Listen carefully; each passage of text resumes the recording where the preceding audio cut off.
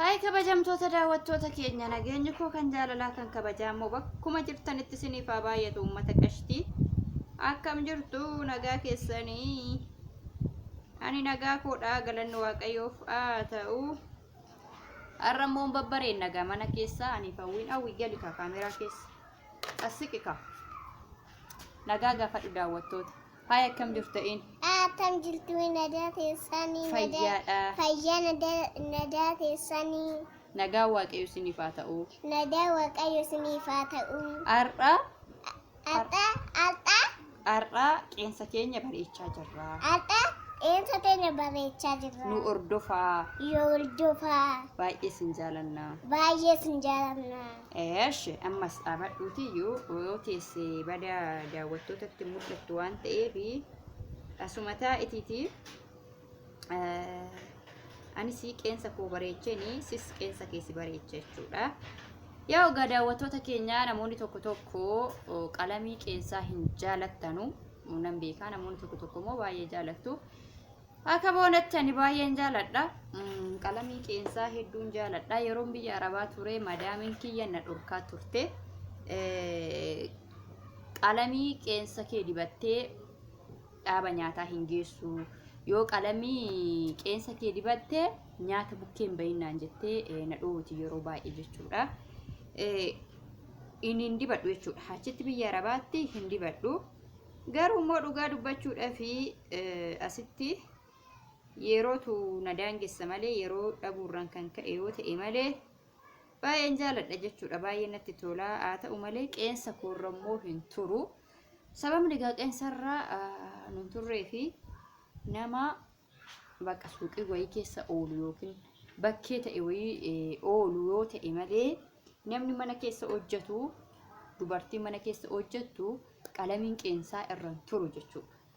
Kanaaf amma dibachuun immoo yeroon akkasitti nun ga'u.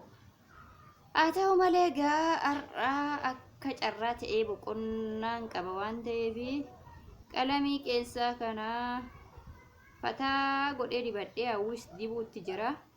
Akkasuma egaa ijoolleen tokko hawwii yeroo isheen dubbattu nu dhiyeessi mucaan qamamiidha mucaan bareedduudha jettanii kan keessan immoo yuutuubii mataa isheetii banii fi adaraa jettanii kan yuutuubii mataa isheetii baniif jettanii anillee karoora qabaa garuu yuutuubii mataa ishii banuudhaaf silkitu na rakkisee waan dhiyaa jedhu gara fuula duraatti isuma kana yoo viidiyoo ishiin hojjettu irratti jechuudha. Kanuma boonee shawuu kana viidiyoo ishiin hojjettu irratti yoo jajjabeessitanii biyaansi viidiyoo qobaashii kan ishiin kan waraabee gadi dhiisan jira. Viidiyoo sana seera yoo laaltaniif viidiyoon suni walitti qabamee ji'atti yoo waa lakkaa'eef jechuudha. Viidiyoon hundi ishii sun walitti qaba seeran ilaaltanii fi ji'atti yoo waa lakkaa'eef saantiba walitti qabee fi telefoona bitee fi yuutuubii mataa ishiitiin banaaf jechuudha.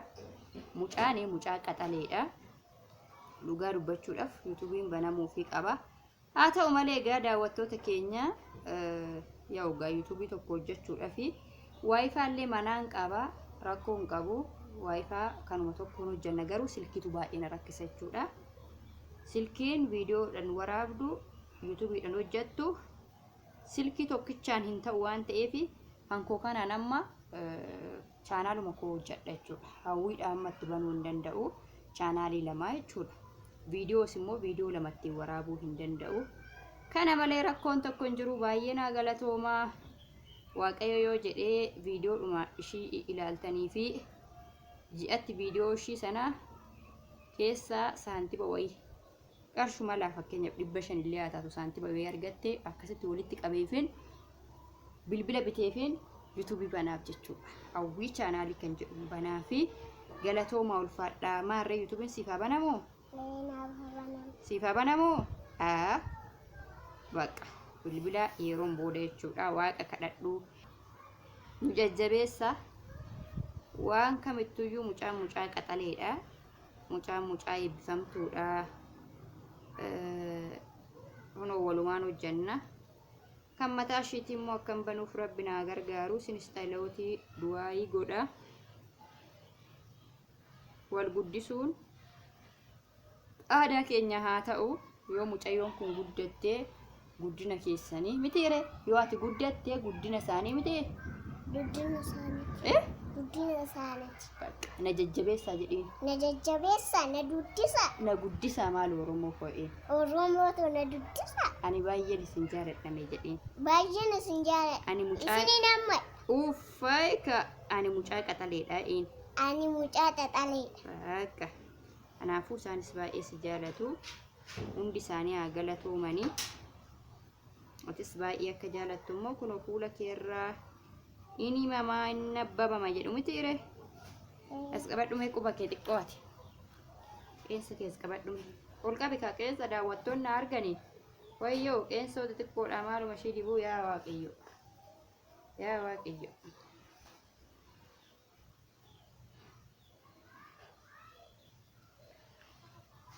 egaa daawwattoota keenya qeensa ishii xiqqoodha ittumaa gammaddu jedheetan dibaara yaugaa waan namni jabaan tokko ofiidhaa godhatee daa'imni kajeelti waan ta'eef itti gammaddi immoo waan akkanaa daa'imni wareedha jechuudha nu illee yeroo ijoollummaa keenya akkanaa isiniin jedha daawwattoota keenya kabajamoof jaalatamoo jabaadha fataa jedhaan isiniin jedha isin jaalannaa